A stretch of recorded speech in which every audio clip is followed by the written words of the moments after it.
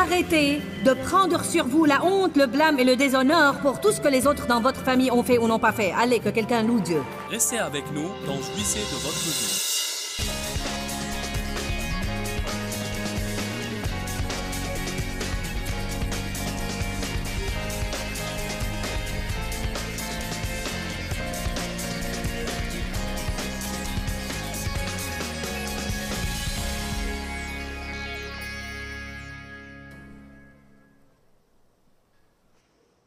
Et l'Éternel dit à Josué, « Aujourd'hui, j'ai roulé loin de vous la honte, l'opprobre et le déshonneur de l'Égypte. » Eh bien, vous savez, l'Égypte représente le monde et le monde gâche les gens.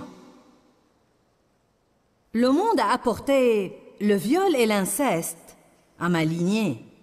Mais un jour, Jésus a dit, « Je vais rouler cet opprobre loin de toi. Tu n'as plus à vivre sous cette honte. Tu es une nouvelle créature en Christ. Quel que soit ce qui vous a été fait ou quel que soit ce qui vous a blessé dans votre vie, Dieu veut rouler cet opprobre loin de vous. » Je crois qu'il y a des gens qui ont honte à cause des choses que font leurs enfants, leurs bien-aimés.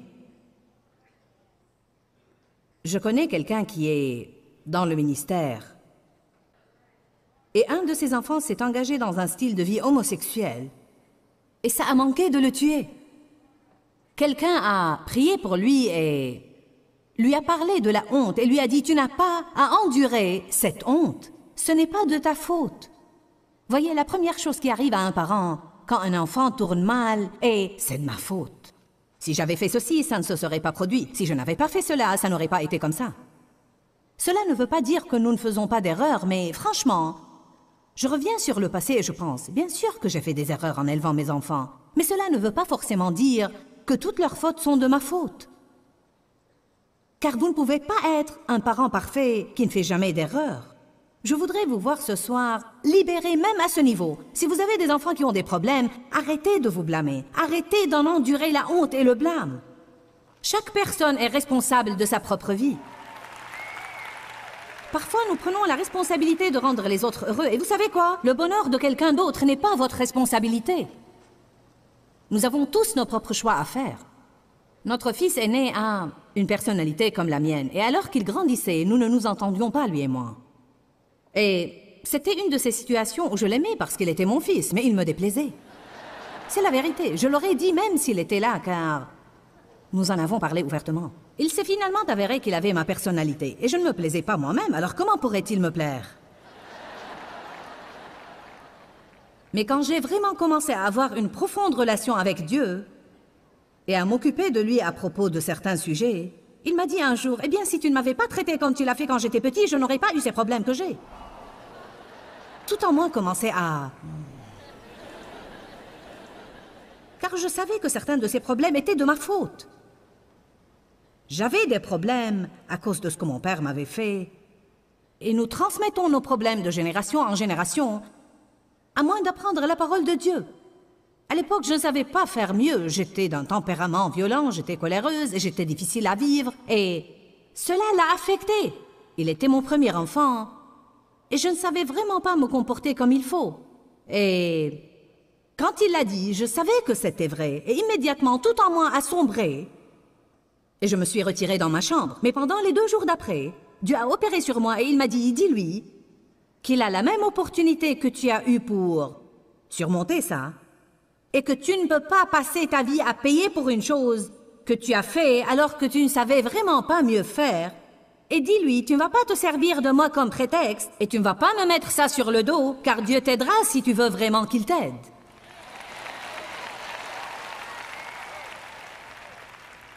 Je l'ai fait et il est dans le ministère aujourd'hui. Il s'occupe de nos missions mondiales. Si je l'avais laissé me mettre ça sur le dos, je ne sais pas où nous en serions aujourd'hui, car il aurait peut-être passé toute sa vie à blâmer quelqu'un d'autre, au lieu d'assumer ses responsabilités.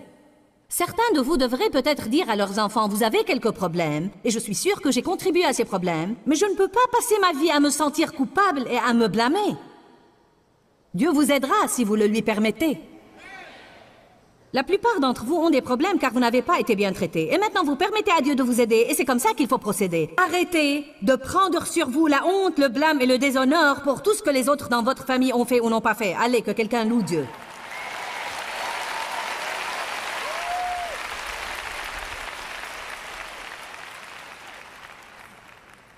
les échecs personnels. Nous revenons sur le passé et beaucoup de fois, nous ne voulons même pas essayer de nouveau car nous avons échoué une fois.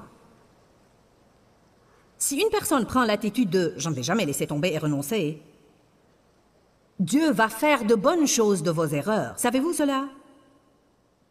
Je vais vous raconter des trucs qui sont simplement de petites histoires qui vont m'aider à dire ce que j'ai à dire et qui vont vous réjouir. N'oubliez pas ce que j'ai dit. Dieu peut prendre vos erreurs et faire de bonnes choses à partir d'elles. Tout d'abord, Abraham Lincoln, qui était probablement un de nos plus grands présidents, sinon le plus grand, a échoué dans plusieurs élections avant d'être élu président des États-Unis. En fait, il s'était présenté à des fonctions publiques beaucoup de fois et il avait échoué. On ne peut pas comprendre comment il a pu avoir le courage d'être candidat à la présidence. Mais il l'a fait et il a gagné. Thomas Edison a dit « J'ai raté le chemin du succès ». Il a refusé de laisser tomber, il a finalement inventé l'ampoule. Mais il a fait 2000 expériences en essayant d'inventer l'ampoule électrique avant de réussir. Combien de gens peuvent échouer 2000 fois et continuer à essayer? Croyez-moi, pas beaucoup. Car le diable dit, ça ne sert à rien d'essayer à nouveau. Tu as déjà essayé ça plusieurs fois et ça n'a pas marché. Personnellement, je crois que l'échec fait partie de chaque succès, car en ratant le chemin du succès, nous sommes humiliés. C'est une chose essentielle pour que Dieu puisse se servir de nous efficacement. L'apôtre Pierre a échoué lamentablement lors de la crucifixion avant de devenir l'un des plus grands et des plus célèbres apôtres. Il a eu tellement de la puissance du Saint-Esprit que lorsque son ombre couvrait les gens, il guérissait. Et il avait renié le Christ. Paul a certainement échoué lamentablement. Il était tellement égaré qu'il était en train de persécuter les chrétiens en pensant qu'il servait Dieu. Et pourtant, il a fini par être si proche de Dieu qu'il a reçu les 2/3 du Nouveau Testament par révélation directe. Quand les mouchoirs ayant touché son corps étaient appliqués sur les malades, il guérissait. C'est une onction. L'ombre de Pierre guérissait les gens, et les mouchoirs qui avaient touché le corps de Paul guérissaient les gens. Voilà une histoire à propos du savon Ivory et de Kleenex. Le savon Ivory n'était pas censé flotter, mais un défaut de fabrication est devenu son meilleur argument de vente. C'était une erreur. Il n'était pas censé flotter. Et quand il a flotté à la surface, on a dit que c'était un échec, mais c'était la chose qui l'a rendu si connu et si populaire. Dieu peut prendre la chose la plus stupide que nous faisons et la faire réussir.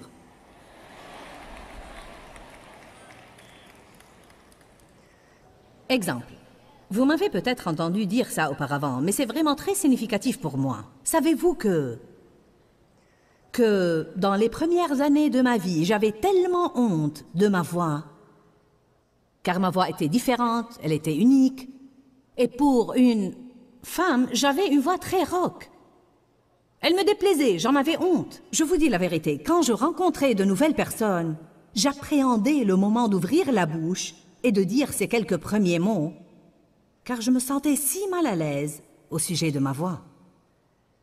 Et même aujourd'hui, si je dois appeler quelqu'un au téléphone, la moitié du temps, même des gens qui me connaissent, même mes enfants, 2 fois ces derniers temps, ont appelé la maison et m'ont dit « Papa ?»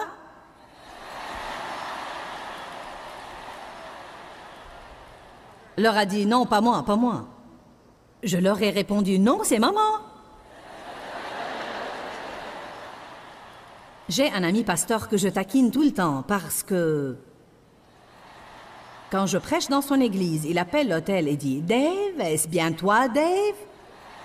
Je lui dis « Non, c'est Joyce. » Je peux prendre le téléphone maintenant et appeler l'hôtel et ils vont dire « Oui, monsieur. » Je peux appeler les renseignements et ils disent « Oui, monsieur. » Eh bien maintenant, parce que je sais qui je suis en Christ, je me fiche de ce que les gens pensent. Cela m'est égal, mais il y avait un moment où j'avais vraiment honte de ma voix, juste parce qu'elle était différente et unique. Alors que fait Dieu? Il prend une chose en moi qui me déplaît le plus,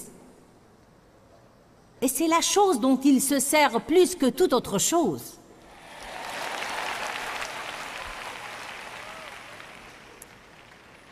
Maintenant, écoutez ça. La matière utilisée dans la fabrication des mouchoirs en papier Kleenex Je veux que vous entendiez ça. La matière utilisée dans la fabrication des mouchoirs était à l'origine inventée comme un filtre de masque à gaz dans la Première Guerre mondiale.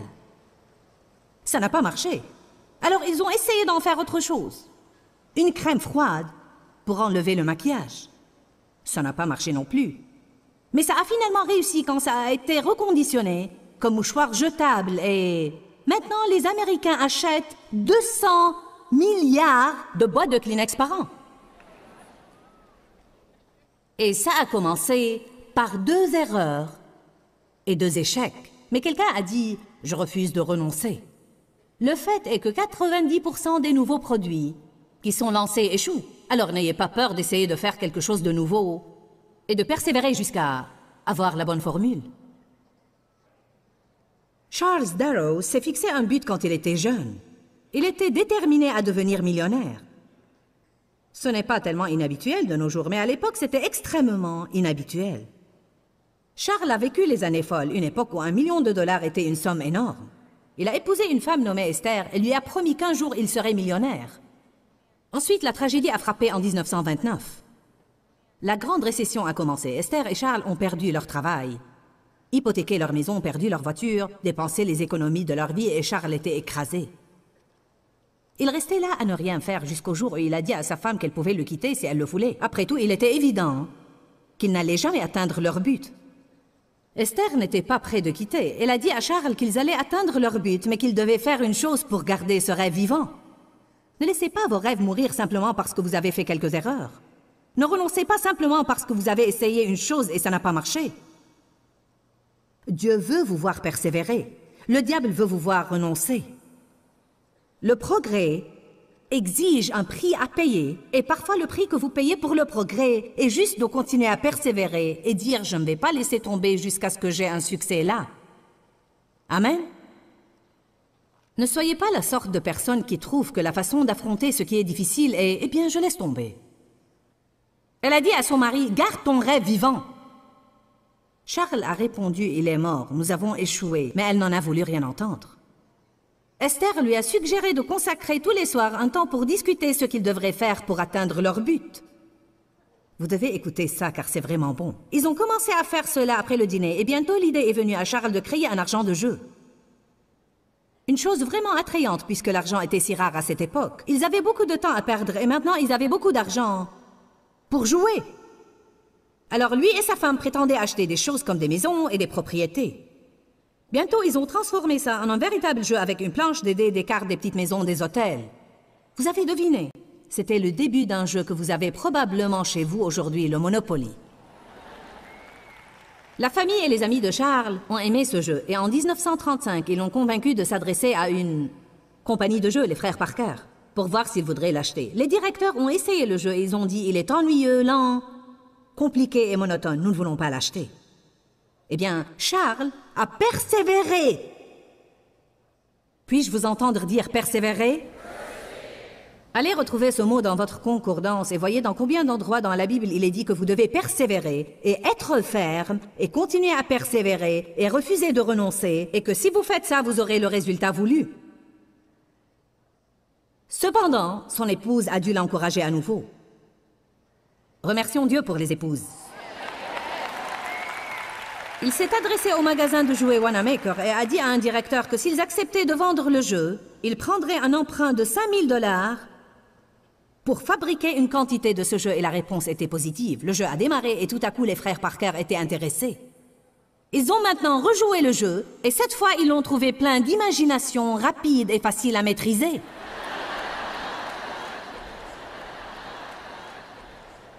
Le jeu a eu sa marque déposée en 1935 et les frères Parker l'ont acheté de Charles Darrow. Combien ils le lui ont payé? $1 million. Nous aimons les histoires comme ça, mais nous devons nous rappeler que si nous refusons de renoncer, Dieu peut faire de grandes choses à travers nous. 1 Samuel 16:1. C'est pour quelqu'un ici ce soir.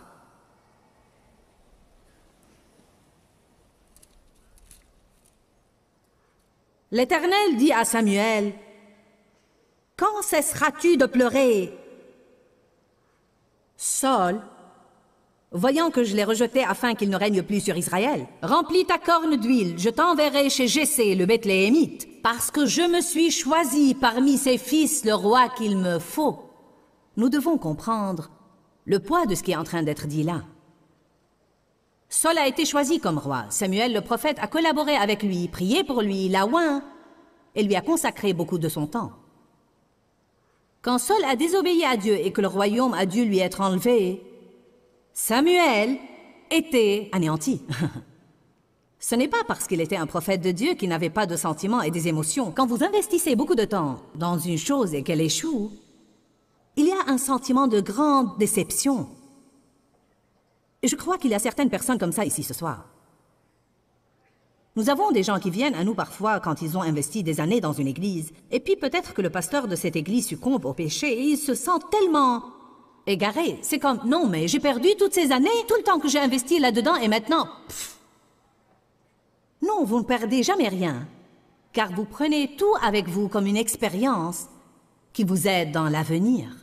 Arrêtez d'avoir l'impression que vous avez perdu votre temps si quelque chose ne marche pas. Il se peut que vous ayez appris une leçon importante qui va vous aider dans votre avenir, plus que vous n'auriez appris si vous aviez réussi. M'avez-vous entendu? Parfois, nous apprenons davantage des choses qui vont mal que des choses qui vont bien. Au moins, nous apprenons, eh bien, je ne vais plus faire ça. Amen. Quand cesseras-tu de pleurer, Samuel? J'en ai assez de Saul. J'ai oint un nouvel homme. Que dit Dieu? Quand cesseras-tu de vivre dans le passé? J'ai un nouveau plan. Cesse de pleurer sur ce qui n'a pas marché et ouvre tes yeux pour voir que j'essaye de faire une chose nouvelle dans ta vie. Mais tu vas complètement la manquer si tu continues à regarder en arrière.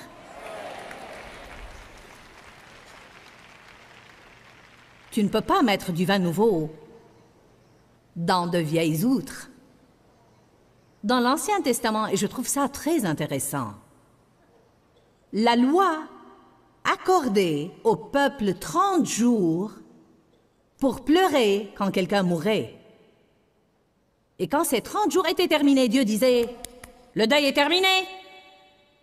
Il est temps d'aller et de faire ce que je vous ai appelé à faire. » Oui, quand nous perdons une chose, ça fait mal. C'est dur.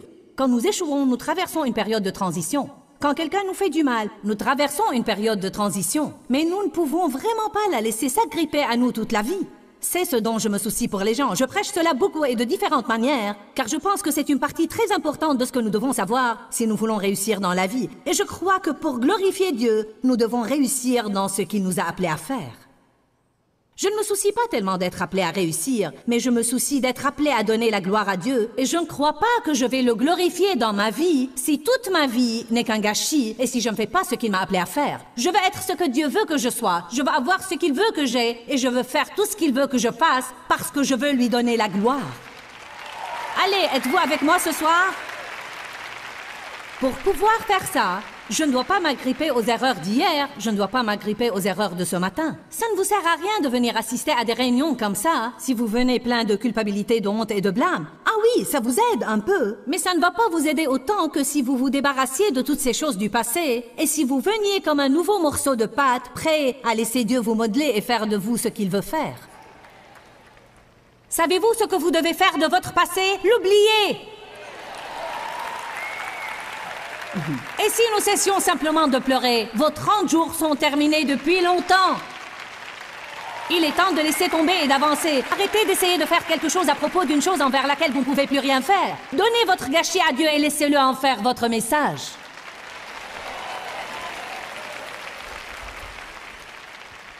Amen. Une dernière chose. Acte 28, verset 1. Une fois sauvés, nous apprîmes que l'île s'appelait Malte.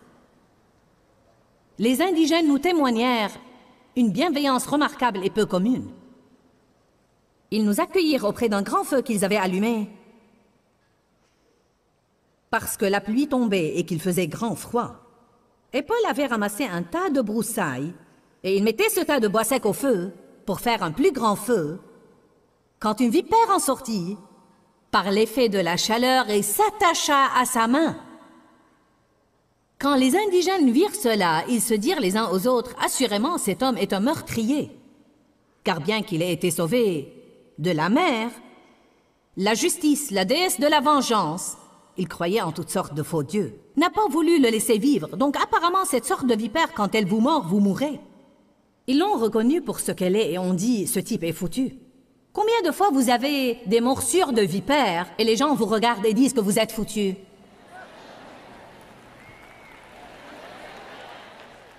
Vous avez fait une erreur de trop. Vous êtes foutu. Dieu ne peut plus se servir de vous. Puis Paul, et j'aime la Bible amplifiée, elle a entre parenthèses, simplement, il n'en a pas fait tout un plat. Il n'en a pas parlé pour des années. Il a simplement secoué la bête. Amen. Il y a un message là.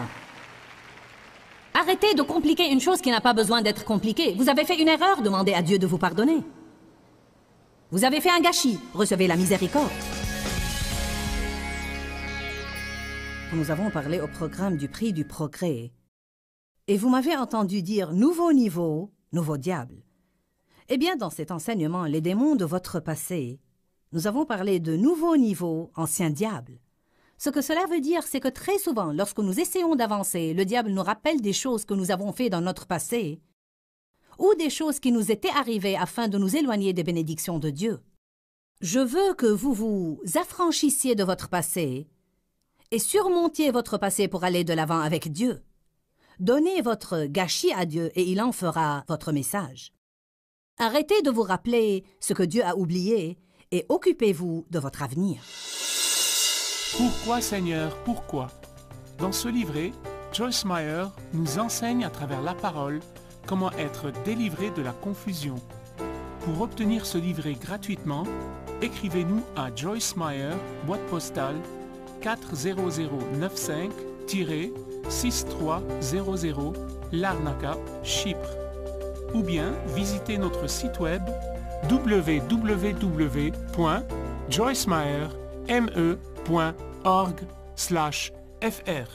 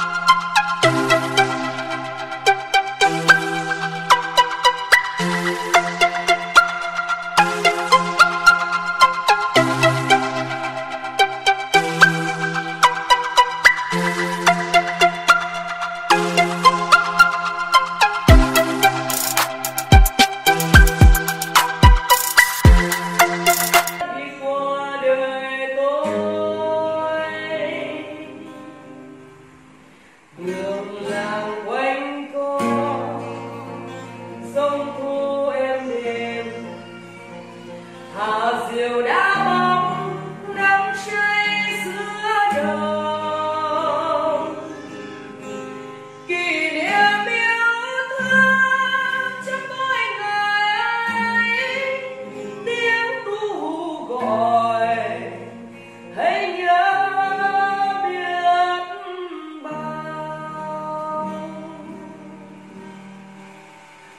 tôi xa quê hương bao năm tháng qua, nhưng trong trái tim không bao giờ xa.